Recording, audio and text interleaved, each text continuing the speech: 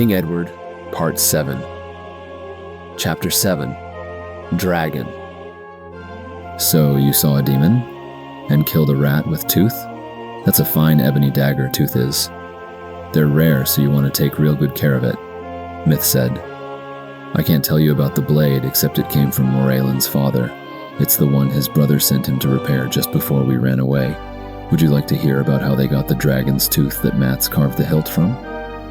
Edward nodded, caressing the curved hilt with its lightly carved intertwined roses, thorns and leaves. It was well after supper, and everyone but him and Myth had left the fire for one reason or another. Aliera and Moralin had gone for a walk, hand in hand. Aliera holding Moralin's newly healed left hand in both of hers. They'd laughed and shaken their heads when he'd offered to come along. Not tonight, Aliera had said. Go to sleep soon. We'll be leaving before dawn. Willow had gone to visit a high elf friend. Beach, Saas, Mats, and the Khajiit woman, Silk, had also gone off together, laughing. They'd invited Myth to come along, but Myth had declined. Khajiits! They're all turning into a bunch of shameless Khajiits, Myth said. The short dark elf sat close to the glowing embers, knees to chest. His hair and eyes glowed in the dim light. If you're going to pair, you should pair, not turn it into an tourney. They'll be selling tickets next, but each to his own. Khajiits think we're weird, because we like eating as a group. Silk says it put her right off her food at first, listening to everybody chew. Well, having a bunch of watchers puts me off. I suppose you're too young for this kind of talk. Edward shrugged. It was a beautiful night, crisply cool, no moon, but the stars were very large and bright. Anyway, it was just a few months after Mats had joined up with us. We were up in Skyrim, traveling from town to town. Just 3 kids seeing the country a bit, picking up odd jobs where we could. Moralin entered tournaments if we heard about them, but he wasn't winning that much, just about enough to cover healing him up afterwards. You can get beat up pretty bad fighting Skyrim style. That's without shielding spells, or any other spells for that matter. No magic allowed, even if it isn't to the death. And he drew a few types that didn't mind seeing a little dark elf. Blood spilled in the sand. Or a lot, and the crowds were against him at first. It can get pretty lonely in the arena, especially if you're beating the hometown favorite. And it's even worse if he's beating you. Mats and me had be the only ones for him, and sometimes we didn't dare cheer too loud. They'd look real funny at a Nord boy cheering a dark elf back then. Of course, Mats was so big, not many wanted to start anything with him. That was a long time ago. Moralin's the favorite now if things get tough. Of course, the crowds will cheer for a good match, but hardly anyone really wants to see him lose now. They like seeing the best, even if it comes wrapped in a dark elf hide. And when he walks into an arena, you know you're seeing the best. Not but what they'd like seeing a Nord that's better. And Mats may get there soon. He doesn't fight his best against Moralin, though. Maybe he doesn't want to. Or maybe Moralin just knows him too well. Oh well, you want to hear about the dragon. So, Moralin was gambling with this Nord in a tavern one night, trying to pick up a little easy gold. The pot's pretty big, and the man can't match his bet, so he says he'll put this map on the pile and tap Moralin. Says it's a map to the hiding place of the best blade ever made. Says there's a spell on it so that if you hit your opponent, you get as much heal as he gets hurt. That some mage hit it just before he died, so only someone worthy of it can get to it. And you think I look worthy? Moralin says, grinning. We were young and dumb, but not all that dumb. The Nord grins back and says, I saw you fight in Falkreath, kid. You look like you'd take a chance. Why not? The story alone is worth the gold. You ought to be a bard. So anyway, Moralin wins the pot and tosses the man enough back to keep his throat wet all evening. Just for laughs, we look at the map. It showed the Dragon's Teeth Mountains down in Hammerfell. Real wild country. And there's an X, and some writing saying Fang Lair. Mats gets excited and says he's heard of the place, but he'd never known just where it was. And you still don't, I say.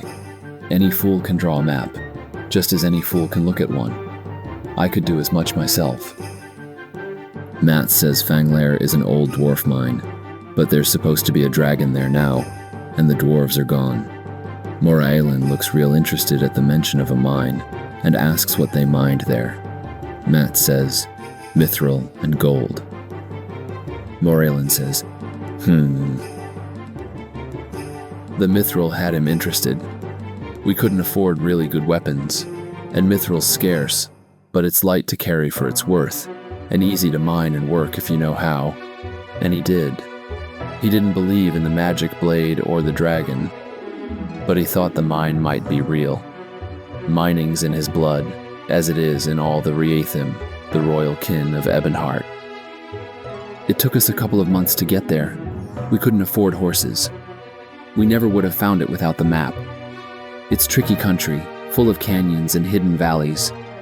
We sure never expected what we saw when we did get there. You could see the towers from the canyon mouth, way back in there. Dark elves live right in caverns if they mine, but the dwarves had built a hall over the top of their mines. It's a pretty thing on the outside. Narrow towers and arched bridges between them. Delicate looking. You wouldn't expect work like that from dwarves. Merged right into the rocks too. And there was a big stone dragon mounted above the gate. There's your dragon, Mats, I said. The inside wasn't much to look at, just rock wall. The doorway was enormous, but the doors were gone. There was a balcony running right around a big open pit, probably the start of the mine, turned into a hall. And right in the middle was more treasure than you can imagine piled up, almost like a haystack that had been flattened out.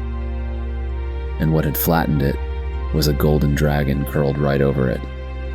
We didn't even see him at first, because he blended with the rest of the gold. Well, we just froze in place. We hadn't seen a sign of live dragon outside. The place smelled of brimstone, but most mines do. And there that dragon was, just lying there. And it's gotta be 2 miles to any kind of shelter. I told you there was a dragon, Mats whispers. Shh, Moraelin says, look what's in front of his nose. I'd been busy looking at his nose, believe you me. But there was a sword lying right there, naked, sure enough. And the blade was dark metal that looked just like his dagger. You two start back, Moraelin says. I'm gonna try for that blade anyway. If that's not ebony, I'm a wood elf. Maybe the dragon's dead, or asleep for the winter. Or maybe it's not alive at all. Just something the dwarves made to guard their treasure. Like the scarecrows the Nord farmers put in their grain fields. At worst, I'll distract him long enough for you to get clear. I'd a mind to take him up on it, but Mats just shook his head, and I was kinda ashamed to go back alone. Let's all just clear out, I said. That thing looked real enough to scare me away.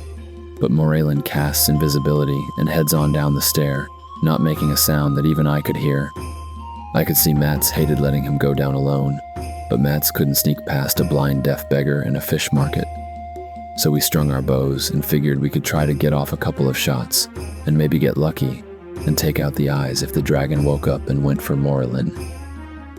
Mats and I move around to where we can get onto a tower stair fast if we have to, figuring the dragon can't get in there.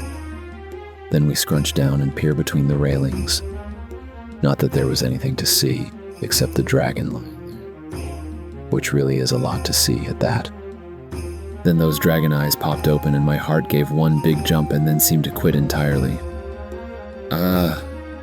Dinner comes to me today, the dragon says. Take a good look at my hoard, Dark Elf. You will not steal it, nor even view it long, but your bones will keep it company. Forever. I don't want your hoard, dragon, just the sword you guard. I'll trade you mine for it. Mine's bigger. I couldn't see Moraelin, but his voice was coming from right near where the sword was, which was practically in the dragon's mouth. I get a meal and both swords. Why should I settle for just your poor sword? Let me pass, and I'll get you more gold from below. I have gold enough. The dragon yawned, and I thought he was going to swallow Morlin right then, but he turned his head away from us too. Mats was looking to get a shot, but it was really dark in there for Nord eyes, and he was scared of hitting Moraelin, since he couldn't locate him that well by sound. Of course, Moraelin's too smart to get between us and the dragon, but Mats wasn't smart enough then to think that far along. Slavery dulls the wits in some ways, Mats says, and he hadn't been free very long. I could see well enough, and I could tell by sound exactly where Moraelin was, but the shot was clean out of my range.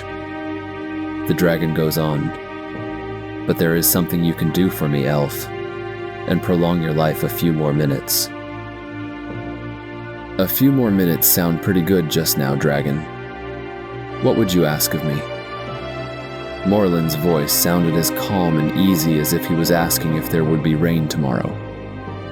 He can keep his head in a tight spot, I'll give him that. I have a toothache. It's too far back for me to reach it with my claws. Can see it, elf. The dragon gapes his jaws to bare his teeth. Moraelin's invisibility spell wore off about then, and I could see him standing there staring up into that cavern of a mouth. Lower your head a bit so I can get a good look. He puts out his hand and pulls the upper lip aside, cool as you please, and examines the inner gum carefully. Damnedest thing I ever saw. It's abscessed. Thy gum wants lancing, and the tooth should come out. I can lance it if you trust me in there with a sword. And why should I trust you, Dark Elf? I hear no good of your kind. You must be spending too much time with Nords then. I wouldn't be able to kill you before you killed me. Why should I even try? Listen, I have some friends up above. Suppose they hunt you up a nice fat deer. I'll lance your gum, and you can let me go and eat the deer. Else you can just eat me now. Toothache and all. Shh. What makes you think your friends will return once they're away? They're not very smart, I think for them. They'd be lost without me. Good hunting guys. If they can't find a deer, is there anything else you'd like? Pig, maybe? A few rabbits, nuts, berries? Hurry up, will you? But we had hand signals, and his hands said to get out of there and stay out. I'd have been glad to. I mean, I'm fond of Morlin, but I didn't see my dying alongside would bring him any comfort. I'd have been glad to see him clear if it was me that was on the menu, and I figured he felt the same way. But that thick-skulled Nord wouldn't listen to me. Said if dying beside him was all we could do, then that's what we'd do. Nord nonsense. Sounds good in a song, though. So, we took a couple hours getting a deer and headed back with it. I figured Moraelin was filling the dragon's belly by now, and the dragon would be happy to add a deer, another dark elf, and a Nord to round out his day's rations. But Morlin was still sitting there, chatting with the dragon. He didn't look that pleased to see us either. Told us to leave the deer and go, and he'd lance the abscess once we're away. But Mats says he's been thinking. Oh, brother, I thought. Mats doesn't think too often, and that's a good thing, really. He's decided he can get a chain round that bad tooth, fasten down the end to the floor, and then the dragon can give it a good yank himself. The dragon likes the idea, so Morlin lances that abscess to take the swelling down to where the dragon can gulp the deer with some comfort, and then they rig up a chain and get that tooth out. Made a hell of a mess, that, blood and pus everywhere. And Moraelin's got us casting heal spells on this dragon to stop the bleeding and close up the wound. Good. Very good. All right, Moraelin, you've proven yourself. Take the sword and go. Moraelin looks at him. You mean this was some kind of test? He says, how long have you had that toothache? Long indeed, as you measure time, mortal. Yet not very long at all for dragonkind. Hear my story then. A scraggly young mage came along, hoping to steal my gold. I caught him at it. We had increasingly harsh words, and he attempted a spell aimed at me. His pitiful spell affected me little, and I killed him. But, the dragon looked away briefly, then resumed his tale. The little runt had apparently cast a homemade curse spell upon himself, and when I crunched him... The dragon scowled fiercely, remembering, then continued. Anyway, the ache only came on bad when someone came along to try for the sword. The sharpest pain went away if I ate the intruder. But I usually didn't, though I've singed a few in self-defense. Waft a bit of fire and most of them fled. Deer are plentiful. There is something, unpleasant about eating someone you've talked to. That greasy mage gave me indigestion for days, cramps and runny bowels and too much gas, even for a dragon. So that toothache never did completely go away. And the people who've come along haven't been very pleasant either.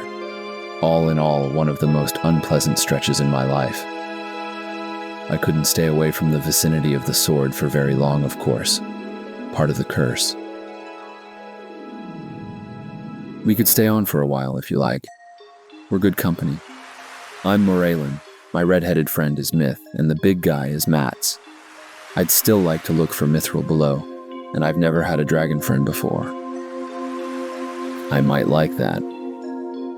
You have good friends. And even though you have said that you must do the thinking for them, I think that they can do some thinking on their own. And it would appear that they have decided that you are a worthwhile fellow. The dragon hesitated for a second, and actually managed to look shy. You can call me Akatosh. So we stayed for a couple of weeks, hunted with the dragon. Now that's an experience. Searched the mines. Didn't find much down there. But the dragon gave us the jewels from his hoard.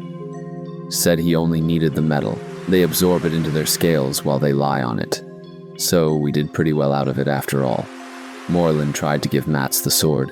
Claimed that he'd have sure tried to kill that dragon if we hadn't come back, and would have been toasted. But Mats wouldn't take it. Said the dragon gave it to Morland, so that was clearly who was supposed to get it. Mats took the tooth, but he made the hilt you've got now and gave Morland that too. Told me he'd never had anything worth giving before, and it made him feel good. He's real pleased Morland chose to give it to you. I think Mats should have got the sword, Edward said. He didn't try to steal anything. It was really brave of him to come back, even when he didn't think it'd do any good. Morland tried to steal, got caught, and then just tried to talk his way out of it. You could all have been killed because of him. That's just what Morland said. Ah, well, Mats likes that big axe of his better than a blade anyway. Edward sighed. I wish I was brave like Mats. I guess I'm more like you. Aye, Moralen's voice sounded behind him, startling the boy. Tart-tongued like Myth. No matter. I'll be well pleased if you're as brave as Myth. And if once I'm gone they say no more of me than he did what he had to do, my spirit will be at peace.